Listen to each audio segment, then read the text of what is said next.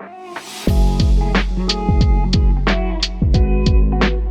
up, guys? This is KhUnlimited. Welcome to episode 38 of Spill the Tearal, my JRPG podcast, where we deep dive into an interesting JRPG topic, whether it be news, a game I've played, a JRPG mechanic, etc. And that's a new log line for my podcast, because starting this episode, if you didn't listen to the last one, I'm going to be kind of changing the direction of this podcast. It used to be where I go over JRPG news, releases, a mechanic, a top list, and more. Now I'm going to be trying to focus where each episode is going to deep dive into a specific topic, and that's going to be the main kind of point of the episode. And also on top of that, later, I'm not sure if it's going to release on the same day. I'm going to try to make it the same day, but I'm not 100% sure. But after the episode releases, I'm going to be taking that topic that I deep dive into and then releasing it as a separate video with actual gameplay to show what I'm talking about. It might also have tighter editing, etc. So it's going to be a more like full-fledged video about the topic that I make. And so this week, we're going to be going into the demo for Urban Myth Dissolution Centre. It is a game I've talked about previously on this podcast, which looks very interesting. They did release a demo. It was, I believe, a part of the Steam Next Fest kind of event. And I think by today, it was not supposed to be available, but they extended another week. So if you do want to play it, check it out. It's called Urban Myth Dissolution Centre. But before we get into that, just some housekeeping stuff. As I mentioned, every time I make an episode, I am also on audio services. So if you are listening on an audio service, remember to give my podcast 5 stars. It helps a lot with it kind of getting to other people and having more people listen. And I'd appreciate it if you'd help me with that. And also, I do have a Twitter at Spill the Tearal. I've been using it a lot more recently, kind of just tweeting a bit more. I've been also kind of live tweeting me play Dragon Ball Legends. That's a game I've been playing more often. So like once in a while, I'd kind of screenshot what I'm doing, post it, talk about it. I kind of want to do that more, like this live tweeting type thing, like when I'm playing a game, just like tweet it out. I'll see. Dragon Ball Legends is very easy because it's a mobile game, so I can literally just screenshot and post it. I usually play on PlayStation. I know that PlayStation does not have a Twitter integration anymore. I believe they dropped it a while ago, so I'm not sure how likely that would be, but that is something that I'm thinking about doing on Spill the Tearal, which has been pretty fun for Dragon Ball Legends. And before we get into the main topic, just to like talk about what I have been playing, since there isn't really a main segment for that anymore, but Dragon Ball Legends is what I've been playing mostly. I am pretty deep into it. I think I'm not that far from catching up anymore. I can't remember exactly, but I think I used to be on like part 6 or 7 or something like that, and now I'm on like part 12 or 13, something like that. And I believe there's 16 parts in total that are right now in the story, so I am getting there. I'm enjoying it. I have been doing some nice pulls, and so that is a game where I'm very much enjoying, because the story of Dragon Ball Legends is very fucking good. I think it's easily the best Dragon Ball story in a game, so I am very much enjoying that. And the only thing other thing I played, honestly, is Urban Myth Dissolution Centre, the demo, so that's obviously what this episode is about. I do want to play Monster Hunter Wilds, the beta, very soon. I'm not sure how long the beta is out for. I know it came out a couple of days ago, but I want to at least try playing it just to see how it is, because I do enjoy Monster Hunter. I'm not like a huge fan of it, but it is something that I played Worlds a bit. I played Rise. I believe that's it. I believe I touched maybe another game, but I can't remember, but it is a game that I do enjoy, so I want to at least try the Wilds beta, because the screenshots that I've seen online look fantastic, at least fidelity-wise, so I really want to check it out. So if it's something that I really love and resonate with, maybe the next episode of Spill the Tearal will focus on that. I'm not sure, but that is something that I did want to let you guys know. And without further ado, let's get into the main topic of talking about the Urban Myth Dissolution Centre demo. Now, Urban Myth Dissolution Centre is a game developed by Housekeeping and published by Shueisha Games, and is set to release on February 12th, 2025. And it is this kind of visual novel / mystery type game, which there's probably a lot of games in this genre that I've seen, but when I played this, I was kind of blown away with how different it felt from those, and I'll be explaining why. And this video will be split into many different parts. I'm going to be talking about the length of the demo, my playing experience with it, the story, the gameplay, different aspects of the gameplay, the visuals, etc. And so I kind of want to go through every single part to kind of give you a comprehensive overview of how the demo for this game was. And so this demo was released as part of Steam Next Fest and was supposed to be only for the month of October, but I have seen a tweet that they did extend it another week. So if you are watching this and it is still before November 7th, you still have a chance to go onto Steam, download it, and play it. And the demo is not long, so that's the first thing I want to talk about. The demo is about an hour and a half long. I captured my entire demo, and so it was about an hour and a half long. And just to be completely clear, the way I play games and the way I play this demo is I did every single thing in it. For example, like whenever I got a document, I read it. Whenever there was like a certain gameplay where I didn't have to technically do everything, I did everything. And I was also taking notes while playing too, so I would like pause a bit and take notes. With all that in mind, my footage was about an hour and 40 minutes long. So if you're playing more casually, it's probably an hour and a half. I would say that's a safe bet for how long the game or the demo of the game actually is. So yeah, that's the length of the demo. In terms of playing experience, I was surprised that the controller support was very good. So it's on PC, the demo, I believe it is only on PC. And so I was going to play using mouse and keyboard, but I noticed that they had a controller support option for it. And it was very good because usually PC games, the controller support is kind of meh for a lot of games. This was a demo also, so I didn't really expect much. But controller support was fantastic. In terms of the UI, it actually did show the PlayStation UI, which is very rare for games for some reason on PC. And the experience didn't feel hindered at all. When I was playing, like, it felt like the game was designed for a controller, even though like it obviously has a mouse and keyboard option too. So that was really great to see for me because I am a person who plays mostly on PlayStation. If I do get this game, I will be getting it on PlayStation. And so seeing that it works perfectly with the controller was a very nice experience for me. In terms of performance, it ran completely fine. It is a pixel-based game. It is a 2D game. Is not doing anything crazy, so I didn't expect there to be performance issues. But nonetheless, there were no performance issues. There were no crashes, and it ran perfectly fine, which is great to see in a demo because, you know, it is going to be coming out in a few months. It's great to see that it is running completely fine from here. And also one last thing in terms of the playing experience perspective is I noticed that there was no save button, or at least I couldn't find one. I'm not sure if this is a demo thing or if this is a full game thing, but that is something I just want to note. It did save. I believe there was like an autosave icon that kept coming every once in a while, but in terms of the menu, there wasn't actually a save button. So hopefully that is just a demo thing and not something that's going to carry over to the full game because I do like saving myself, especially in games like this. So yeah, that is the last thing I want to talk about in terms of the playing experience. And from here, let's move on to the story of the demo. So the story is about a college student named Azumi Fukurai who goes to the Urban Myth Dissolution Centre to get rid of the ghost she sees because she, for some reason, is able to see kind of these weird blurry figures whenever she walks around anywhere. But when she goes to the center, she learns that she has clairvoyance and is actually just seeing fragments of the past. So where she thought she was seeing ghosts, she was actually seeing objects or people in the past, and that's what she was actually seeing. It's not actually like living or dead beings that she's seeing. And when she's at the center, she's given these glasses so she can see those figures clearer, and she's given those glasses by the director of the center named Ayumu Megaruya, who also goads her into working for him. And so pretty much what happens when she goes to the center, she's trying to figure out like what power she has. Like, she's very confused, and through us helping him out, we kind of break some of his property, and then from that he kind of playfully threatens you to working for him, and that's kind of how the game starts out. So once you start working for him, he immediately puts you onto a case, and the case ends up involving one of your friends, Mio, where you go to her apartment because she feels that there's a presence in her apartment where there's someone watching her. And slowly you learn that there is someone there. It ends up being the urban myth of the man under the bed, which is a man who has an axe or a knife who wants to kill the victim wherever he is. And from there, Mio tries to run away from him. She returns to her apartment. It is very bloody, and the demo ends. So that's kind of like the full synopsis of what you do in the demo. And for me, I'm going to be going into the nitty-gritty of how the demo actually was. So far, the actual story of the game has been very interesting. In terms of like the mystery aspect, like honestly, I am hooked. Like, I want to know what's going on. And I love that they're kind of putting little things to make you more interested. For example, there's this one scene where, like, before you go to Mio's apartment, you kind of meet up with one of your coworkers named Jasmine, and you drive over to her apartment. And as you drive off, it just shows a man by a store, and he's just like there staring at the camera, and then it just cuts, and you never see him again in the demo. So obviously he's going to be a character in the future of the game. I don't know who he is, but again, they're putting stuff that make you want to buy the full game, which is pretty smart. And in addition to that, I'm very interested to see whether this game is supernatural or not. That's one of the things I like to focus on when I'm reading or playing a mystery story is what I'm seeing, what I'm experiencing, is this grounded in reality or not? I'm not saying whether supernatural or not is a good or bad thing. I just want to know which one it is, and I'm very curious to see because, again, in this demo, the first case, you're taking on this case of the man under a bed, which is the urban myth of a man being under your bed, and they sometimes show the man under the bed as being this kind of like creepy, floaty being, but on the other hand, it looks like a man in a red hoodie. So whether it's actually just a person or if it's actually a myth, like a supernatural creature, we don't know yet, so I'm very interested to see how that evolves throughout the story. And lastly, I'm very interested to see how the cases are actually going to work in this game. So in this demo, you literally just work on one case, and not only that, you don't actually get to finish the case. It kind of has a cliffhanger ending where you're trying to, help your friend out with the man under the bed. So I'm curious to see, like, when you look at the description of the game on Steam, it says that it's an episodic game, or an episodical game, I think they call it. And I don't know if they mean that they're going to like release it in episodes or whether the game is just like, in episodes in terms of cases. But I'm very curious to see, is it like very discrete cases where like once you're done this Mio case, is it just completely gone and you're onto a new case and you never hear from those characters again? Or is it something where like you do these discrete-ish cases, but then there's this overall plot thread that connects all of them together to some final big bad? Hopefully it's the latter. I think that's a lot more interesting and that makes more sense for a game.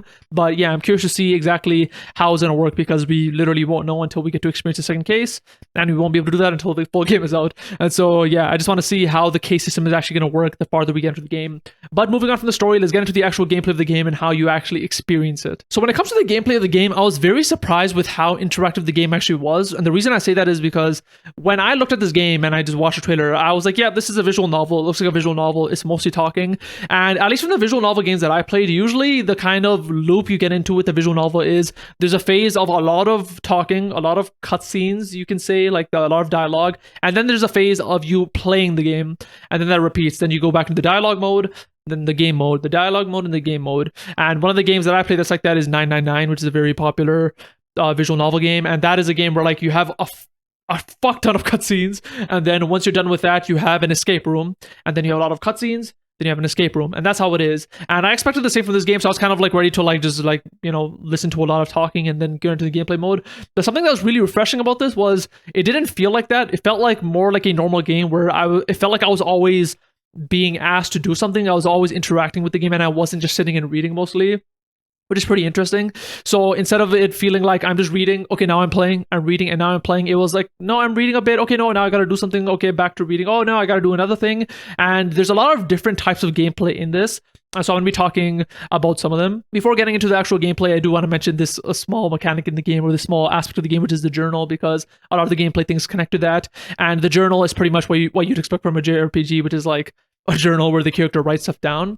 And so in this game, the journal has a relationship tree of the people you met. It has a list of urban myths and their accompanying stories and pictures. It has case notes for the case you're currently working on, and a database of terms, places, etc. So you can kind of open the journal, go through all these things whenever you want. And as you play the game, it'll fill out and you get to kind of add on to the journal as you go. The first thing that I want to talk about is actually the way people are added into the journal. Now, in every single JRPG I've played, they've usually had a journal, and whenever people are added to the journal, it's automatic. So for example, if you go to a new town, you meet a character there, and if you look at the journal, that character will be there automatically as if the character in the game wrote it. What's interesting in this game is you actually have to do it yourself in a way. So for example, if you meet a character and you talk to them, blah, blah, blah, and you move on to the story, the main character will be like, oh, I met this person, let me write them in my journal. And then you'll go into your journal, and then you kind of have to fill in the blank of who that person was. So for example, there's a character in the demo who's a senpai of your friend. And so when you add her to the journal, the main character talks to herself and she's like, okay, so who is she again? Like, how is she related to me? And then you pretty much have to like, you know, you have to fill in the blank of the relation that she's a senpai of your friend. And then once you do that, she's added to the journal, and it kind of has like a relationship tree of how she's related to you, how she's related to your friend, etc. And it's such a simple thing. It's such an easy thing because you literally just have to fill in one blank per person whenever you add it to the journal. But I thought this is really genius because it kind of forces the player to remember every single person. So whenever you meet a person and they're added to the journal, you have to like specifically think of, okay, yeah, who is this person again? How is she related to me? And then they get added to the journal. So every single person you have in your journal is someone you've had to explicitly think about and how they're related to you. And just by doing that little exercise as you play the game, I feel like you will have a better idea of every single character in the game as compared to if the game just automatically added them to your journal, where you might just forget, like, yeah, who was that person again? How are they related to me? Where this is like, no, I remember, yeah, they're the senpai of my friend because I told the game that's who they were. So it's a very small mechanic of adding people to the journal that I thought was very smart in this game. Now, in terms of the rest of the gameplay, at least from what I got to play in the demo, I would kind of cut it into 4 different sections. So you have the hypothesizing, you have the social media research, you have the investigations, and you have the deduction of the urban myth.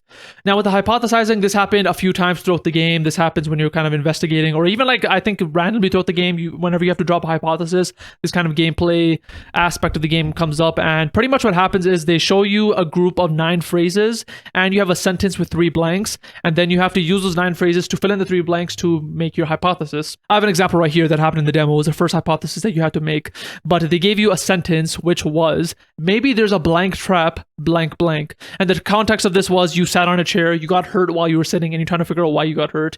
And when you got that sentence, that's your hypothesis, you had to use 9 phrases to fill in the blanks. So some example of the phrases are, infused with rage and hate, that's one phrase. Rubber, that's another phrase. Metallic, that's another phrase. In a hidden compartment, that's another phrase, etc. So they had 9 phrases that were like this, and you had to use them to fill in the blanks of the sentence.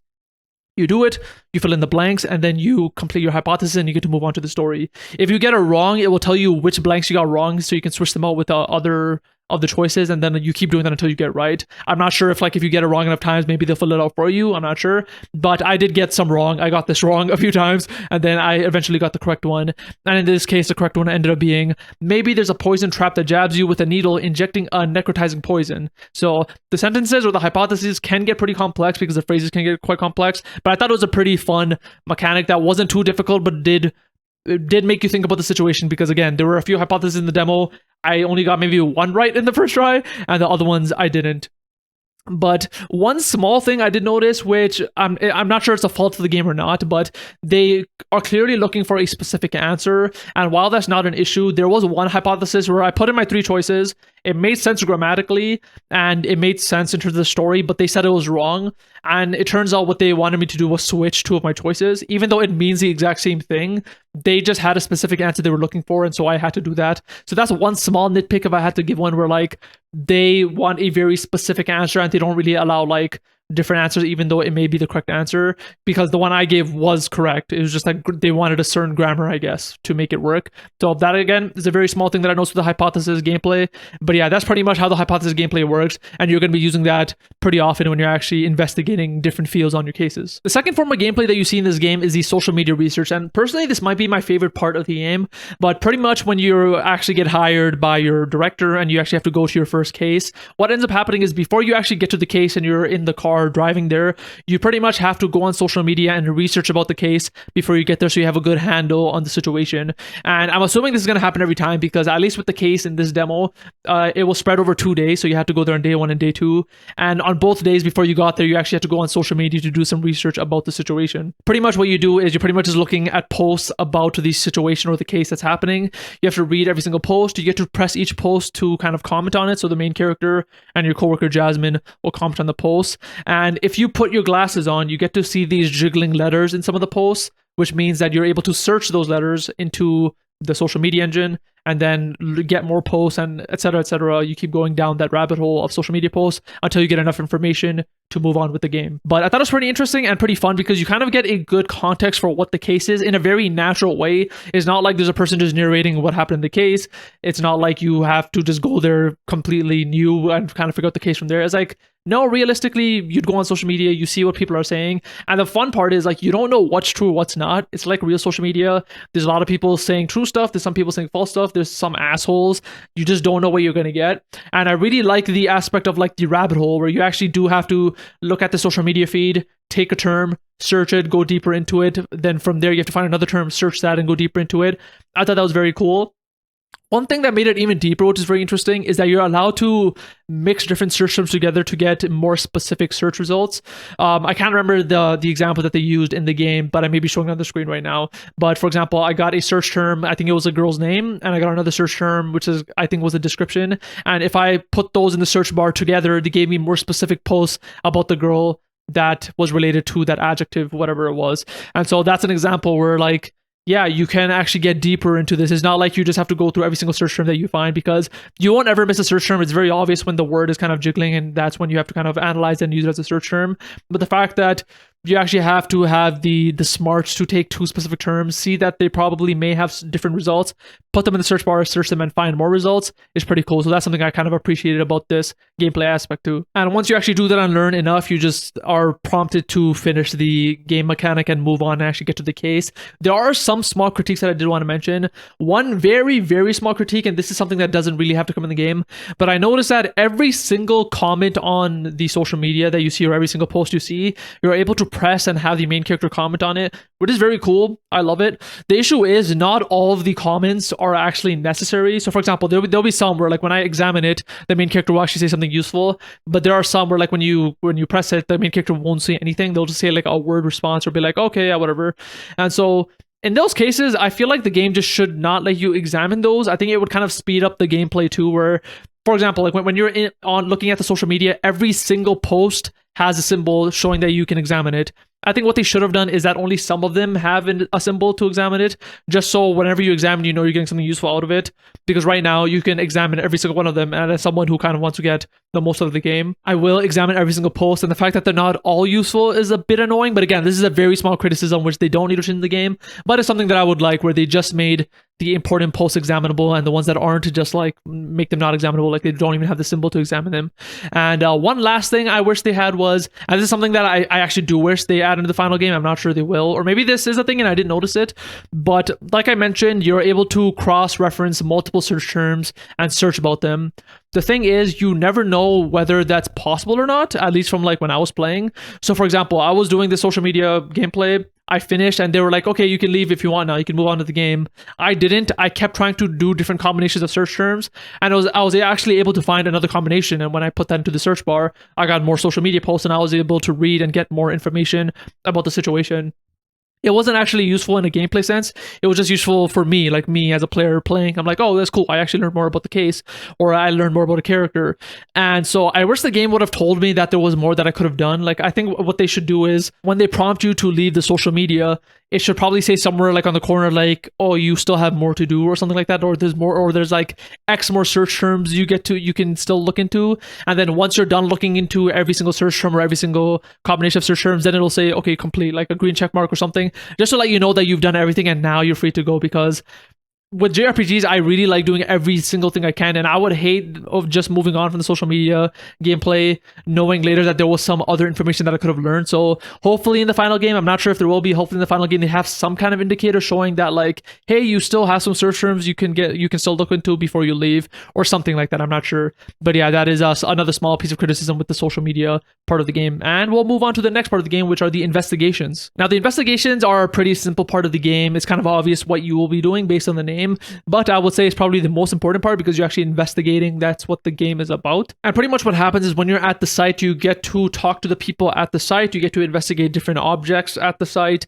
you get to investigate past vestiges, which means that you get to put on your glasses, you kind of see like different figures or different objects, and you get to investigate that, and based on that you get to move forward in the investigation. So when I was playing the demo, I was in Mio's apartment, I got to talk to Mio, I got to talk to her friend, you kind of got to examine the shelf, her bed, the bathroom, and then as you kind of investigate stuff, you get more dialogue from Mio and her friend, and as you keep kind of going through that loop, you finally finish and the game moves on. The entire goal of the investigation, and I'm assuming this is going to be the goal of every single investigation you do in this game, is you're trying to figure out which urban myth is behind the case that you're looking into.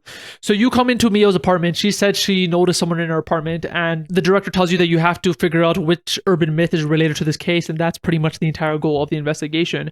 And the actual investigation difficulty is pretty easy. It's not like one of those games where you can actually get stuck. Like, it's not a puzzle game. For example, like other visual novel games like 999 that I played, you can legitimately get stuck when you're doing the escape room segments if you don't know what you're doing, because you don't know what's examinable, you don't know when you have all the objects to finish the puzzle. Where in this game, every single thing in the room that you can examine has an indicator on it. Every single person has an indicator on it. When you put on your glasses, every single thing you can examine again has an indicator on it. So you'll never get stuck. All you have to do is examine every single object and talk to every single person, and you just keep doing that until you're done. So if a person doesn't have any new dialogue, that means you have to examine more things. If you're done examining all the things, that means you have to talk to a person. And that's how it was in the demo. Maybe in the future of the game, the investigations will get more complex. I'm not sure. But at least right now, it is simple enough where you just have to talk to everyone, touch everything, and you will figure out the answer to the case, which I'm not against. That's fine. I like games that are simple like this, and so I was okay with the investigation loop in this game. And one last thing about the investigations is that I noticed that these investigations or these cases aren't always confined to one day. So again, in this demo, we were just working on one case. We didn't even finish the case, and what we worked on it was over the span of 2 days, which I thought was interesting. I thought it would just be like, you go on an investigation, you finish it in a day, and you're good. But we went there in 1 day, we investigated a bit, we left, it advanced, like what happened to Mio advanced. You came back the second day, you did the social media again, you investigated more. And at the end of the demo, it ended on a cliffhanger. But I assume when you go back into the full game, you're going to go back to investigate again. So that is something that's very interesting, where you're going to be doing the social media, the investigation loop multiple times as you kind of go through the case. And so the last part of the gameplay that I want to talk about is the actual deduction of the urban myth, which again, I said is the entire point of the investigation. And the way this works is your director, who has the power of vision, is able to always see everything. That's just kind of something he can do. And so he calls you once you're far enough in the investigation, and he pretty much walks you through the entire case, talks about every clue you have, and pretty much picks out what the urban myth was. And the way this works in terms of gameplay is just him talking about the entire case from beginning to end. And every time he wants an answer, you have to answer it. For example, if you notice something while you're investigating, you're going to have to remember that because he may ask you about it. For example, there was one detail that I noticed while I was playing the game where the toilet seat was up. And the main character also like commented about it. Oh, the toilet seat is up. That's weird. Mio usually is a neat freak, and there wasn't more about that. And when you're actually going through this urban myth deduction section of the game, that came up. So the director was like, did you notice something about the apartment which proves that there was someone in the apartment? And you pretty much have to pick like, oh yeah, the toilet seat was up, and that proves that it was a male intruder and that it wasn't Mio because she's a neat freak and she would never keep it up. It was something like that. And so I thought it was very interesting. It wasn't like very surface level. It was some of the things I picked you did have to kind of think about. And by the end of the entire gameplay segment, the director will pretty much tell you, okay, based on all the clues that you found investigating this location, the urban myth is blank. And in this demo, the urban myth was called The Man Under the Bed. And that's kind of where you move on forward with that. And so that's kind of that aspect of the case or the investigation. You figure out the urban myth. I'm not sure where you go with that. Is there only one urban myth per case? Like, is the urban myth section of this case done now because we know what it is? Maybe there'll be cases in the future where like you think it's one urban myth, but the more you investigate, it actually ends up being another. So it's very interesting. And also found it interesting because I mentioned before that in your journal they list some urban myths that you learn from conversations. We already had like 8 maybe urban myths in the journal, and this was like the 9th one or something that you unlocked. So I wonder if like those old urban myths that you saw in your journal, like are they going to be in the game, or are they just there for you to kind of like know as a player, or just to be, you know, entertained as a player? So I thought that was very interesting too, where like I thought the journal would only have the urban myths that you work on, but they already had like a bunch of urban myths that weren't even related to this case, which was very cool. But yeah, that's pretty much the entire gameplay segment of this game. You have the hypothesizing, you have the journal and the adding to the journal, you have the social media research, the investigations, and the deducing of the urban myth. And finally, let's talk about the visuals of the game. I think this is probably one of the most interesting parts of the game, because I think if you watch a trailer, this is the first thing that's going to come out to you is the visuals, which is this pixel style. But it's this beautiful style of pixel visuals, which I usually don't see in the game. Usually when I think of pixel visuals, it's usually very simplistic, or like 8-bit or 16-bit or 32-bit or whatever. This game is clearly not like that, where the cutscenes and the actual character portraits when you're talking, they're like, they could have been hand drawn if they wanted to, but they specifically stylized it in a pixel style, which looks absolutely beautiful. The animations in the game, like in the cutscenes and when people are talking, are really nice. That's something I noticed specifically. When characters are talking, they're very expressive and emotive, and they move a lot. Like you'd expect them to just to be like moving up and down, and maybe have like a few set poses, but they're like animated, they're moving. Like I think the main character is like twiddling her thumb a lot. She has like different expressions, and I was very impressed with like the different level of emotions. It didn't really feel that repetitive either. Like it just felt like someone was talking, which is very cool and that I appreciated. And also they have this separate pixel style when you're actually playing the game. When you're actually like walking around, it becomes kind of like this 2D side scroller type game, and the pixel style there is very different. I don't know what it is. It's like probably like 16-bit maybe, I'm not sure, but it's this kind of like these very simplistic version of the characters that you get to walk around. And so if you look at the game, they didn't really have to use a pixel style if you think about it. Like they could have made everything hand-drawn, but I think the reason they did it is because it makes it a lot more natural when you go between the styles of the hi-fi of the portraits and the cutscenes and the lo-fi of the gameplay. And because they're pixel style, and because the only difference really is the density of the art, I think it kind of makes it more natural to have it in a pixel style, as opposed to if they had like, say, 16-bit or whatever pixel style of the gameplay, and then you had hand-drawn art for the cutscenes. I think the decision to make both of them pixel-based was very smart. But even more than that, the thing that really strikes you when you're watching the trailer is the game is pretty much monochromatic, or I guess diachromatic, if you want to be specific, but the entire palette of the game is blue. Is like blue and like white and like light blue and shit like that, and the only accent color they have is red. So they'll whatever, like I think if you see blood in the game, it'll probably be red. If they want to make accent something, it'll be red. If you see those spirits through your clairvoyance ability, it'll be red. And so they literally just have those two colors, and they're kind of, you know, various shades, and you really never think about it. Like you would think that if you're playing like a mostly monochromatic game that you'd be thinking about that, but like after the first 5 seconds, I literally never thought about it. It felt like the exact same as if I was playing a full color game, and I found that very impressive. Like their actual art design is just very, very fucking well done in this game. And yeah, if like I would say, like, even if you're not interested in visual novels, just go into this game just for the art. You will appreciate it. It just is very nice looking. And that's a wrap for my thoughts on the demo. I kind of went over the gameplay, the story, the visuals, what I thought about it, any critiques I had. All I want to say is I'm very much looking forward to the game. I want to see, you know, how it is when it comes out. Maybe there'll be another demo in the future. I'm not sure. I was surprised to see that it is coming out in a while. Like, it's not coming out soon. This demo was very, like, you know, well baked. Like, it didn't feel like it was like early on or anything. So I thought the game was gonna come out like within a few weeks, but it's coming out in like about 3 months. It's coming out in February 2025. So I wonder, maybe they'll do like a second demo, maybe when you're closer, because I'm sure that by the time the game comes out, I will have completely forgotten about like what I played in this demo. And so it'd be nice if they maybe had like a demo which was the entire chapter 1 or case 1. That'd be very cool. And that you get to transfer that save data to the full game. I think that'd be like a perfect thing to do with this game. But yeah, I'm very much looking forward to it. I love the characters, I love the writing, I love the gameplay, I love the visuals, everything about this demo I was very much enjoying. And yeah, that makes it for episode 38 of Spill the Tearal. Hopefully you enjoyed this new style of episode. I think something that I do want to experiment to in the future, I'm not sure if I will 100%, is adding more little different segments along with the main topic, just so like there is more of a reason to watch the full episode or listen to the full episode if you're interested. I'm not sure what that would be. I don't want full-blown segments. Like, I don't want like a new segment or a release segment or something. But like, if there's something quick that I can talk about, maybe like the casual top list, maybe that's fun. But I want to see that, or I want to see if I can experiment with different little segments I can do in addition to the main topic, just so the actual podcast episode has a bit more to it. Because right now, at least with this episode, the way I'm experimenting, it pretty much is just the housekeeping section where I announce stuff and the main topic. So yeah, hopefully you guys enjoyed this version of the podcast. Hopefully you'll, you know, stay with this ride and, you know, just come back next week for the next episode. If you are interested, feel free to check out my Twitter at Spill the Tearal, again, where I kind of live tweet the games I'm playing, where I give my thoughts on random stuff, where I also post these episodes. Remember to check me out on YouTube, which is at Spill the Tearal and at KhUnlimited.